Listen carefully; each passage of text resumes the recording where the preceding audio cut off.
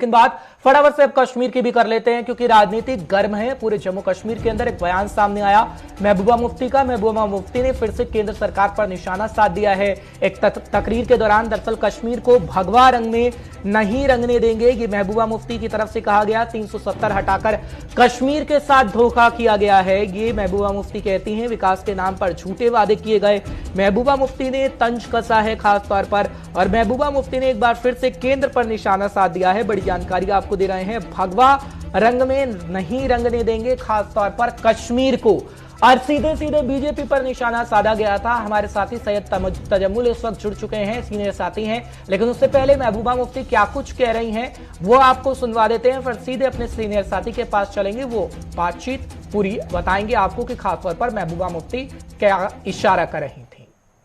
कि मैं इसको यूपी मानती नहीं हूँ, मैं इसको अभी भी जम्मू कश्मीर लद्दाख मानती हूँ। और जो 5 अगस्त 2019 को हुआ उसको लोगों ने कबूल नहीं किया है। जो मेरा पहला दौरा रहा पीर पंचाल का और अब यहाँ चुनाव रैली का, तो जो मैं लोगों से बात करती हूँ, उनसे मिलती हूँ, तो एहसास होता है कि वो बहुत मायूस है। लोगों को लगता है उनके साथ बहुत बड़ा धोखा हुआ है, क्योंकि जो हमने इल्हा किया था वो गांधी जी के भरोसे पे, जवाहरलाल नेहरू के भरोसे पे और इस मुल्क की सेकुलरिज्म और जमहूरियत के भरोसे पे किया था। एक मुस्लिम मेजॉरिटी स्टेट होने के बावजूद हमने एक सेकुलर मुल्क से हाथ मिलाया, पाकिस्तान के साथ हम नहीं गए। मगर जो पिछले 2 साल पहले हमारे साथ हुआ, जिन शर्तों पे हमने इस मुल्क से हाथ मिलाया था, वो शर्तें हमने तोड़ दी। तो मेरा ये मानना है उससे हमारा रिश्ता काफ़ी ज़्यादा कमज़ोर हो गया और लोग इसको महसूस करते हैं और इसके असरात भी नज़र आ रहे हैं। क्योंकि जो हमारी ज़मीन, हमारी नौकरियां, हमारा यहाँ के वसाइल जो जिस पे हमारा हक था, वो भी दिन ब दिन उसके भी बाहर से ठेकेदार आ रहे हैं। खासकर बेरोज़गारी 21% से ज़्यादा जम्मू कश्मीर में है, जो पूरे मुल्क में सबसे ज़्यादा है। बाकी तो लोगों के रोज़मर्रा के मसाइल तो हैं ही है, मगर सबसे ज़्यादा अगर लोगों को इस वक्त किसी चीज़ का दुख है, तकलीफ है, तो ये है कि जिस तरह से हमारी पगड़ी उछाली गई, हमारे सर से चादर छीनी गई, वो हमें काबिल कबूल नहीं है। हम मसले कश्मीर का, जम्मू कश्मीर का हल चाहते हैं, हम खून खराबा बंद चाहते हैं और जो हमसे हमारा वकार छीना गया हम उसकी बहाली चाहते हैं। देखिए, बीजेपी को ये गलत फहमी है कि वो पार्टी जो है किसी इंडिविजुअल से होती है। पार्टीज का अपना एक एजेंडा होता है, जैसा हमारा एजेंडा, हमारा एक विजन है मुफ्ती साहब का, सेल्फ रूल का, डायलॉग का, रिकन्सिलेशन का, जम्मू कश्मीर को एक पुल बनाना हिंदुस्तान और पाकिस्तान के बीच में, ये हमारा एजेंडा।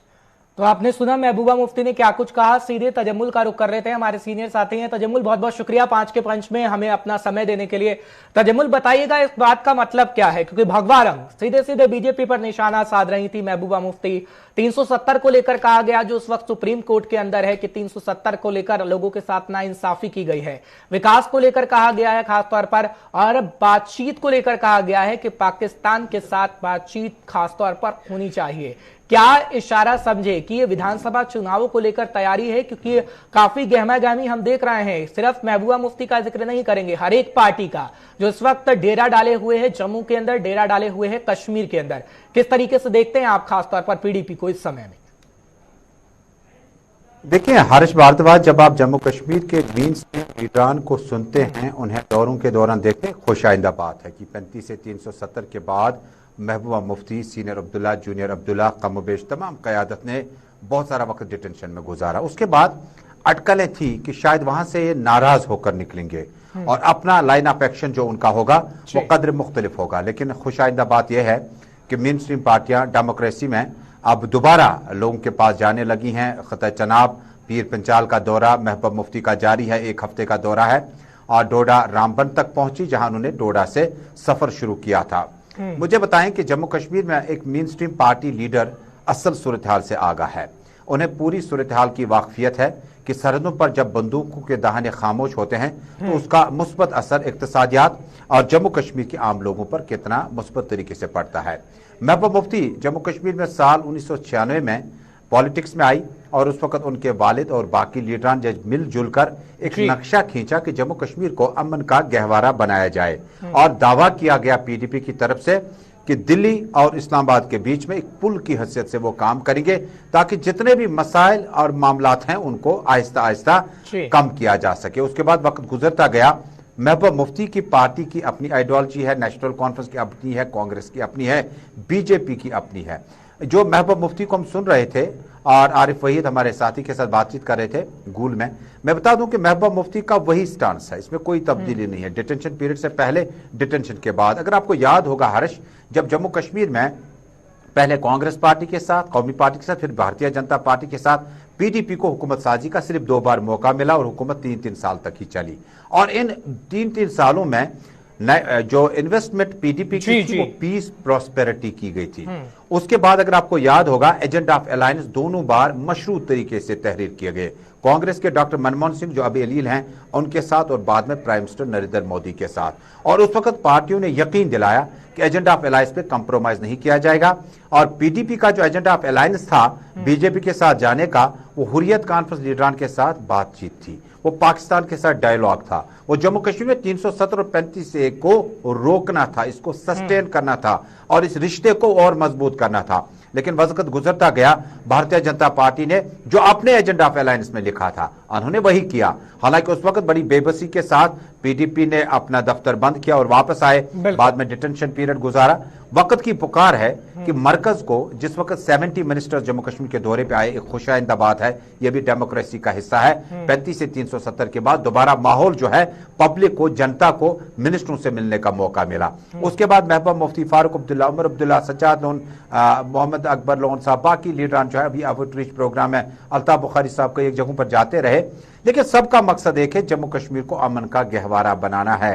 और कोई भी पार्टी आपको ये नहीं कहेगी, जिस वक्त आज अमित शाह ने गोवा में एक तकरीर के दौरान कल शाम को कहा था कि मुज़ाकराती टेबल खत्म है, अब जो होगा सर्जिकल स्ट्राइक से समझाया जाएगा। लेकिन Jammu Kashmir main stream politics जो है वो हिंदुस्तान और पाकिस्तान के बेहतर रिश्ते पे टिकी है, चाहे आइंदा विधानसभा, राज्यसभा का वोट हो, लोकसभा का वोट हो। अगर आपने पूरा इंटरव्यू सुना होगा, महबूबा मुफ्ती ने दो टोक अल्फाज में कहा कि पॉलिटिक्स उनके लिए एक इबादत है, लेकिन उसमें एक छोटा हिस्सा जो वो इंतखाबात है, वो इलेक्शन पर ज्यादा जोर नहीं दे रहे। उन्होंने ये भी इल्जाम आयद किया कि कुछ पार्टियां अब रिलॉन्च की जा रही है, रिशेप किया जा रहा है। आपसे ये समझना चाहेंगे, क्योंकि महबूबा मुफ्ती को जब हम सुनते हैं तो खासतौर पर वो इतिहास को बताने की कोशिश लगातार कर रही हैं कि इतिहास में क्या था, 370 को लेकर खासकर हो, चाहे फिर विकास को लेकर खासकर हो, क्योंकि वो बीजेपी के साथ रह चुकी हैं गठबंधन में। खैर अब वो चीजें नहीं है, लेकिन अब पीडीपी का एजेंडा क्या है? क्या 370 पर अगर विधानसभा चुनाव होते हैं तो लड़ा जाएगा? क्योंकि 370 का मसला तो अभी सुप्रीम कोर्ट के अंदर है।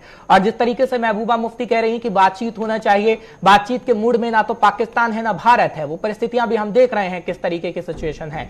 विकास का जिक्र करें तो विकास का एजेंडा इस वक्त बीजेपी के पास है। अपनी पार्टी का जिक्र करें तो अपनी पार्टी भी अपना एजेंडा लेकर चल रही है, कांग्रेस स्टेटहुड की बात कर रही है। तो पीडीपी का इस वक्त एजेंडा क्या है? क्या लोगों के पास वो जा रही हैं तो जिक्र वो हर एक चीज का कर रही है, जो हर एक पार्टी कर रही है। अपना एजेंडा क्या है कि हाँ आगे आने वाले समय में अगर विधानसभा चुनाव होंगे तो आखिर क्यों पीडीपी पर लोग भरोसा करें? क्या पीडीपी ऐसा कहना चाह रही है लोगों पर?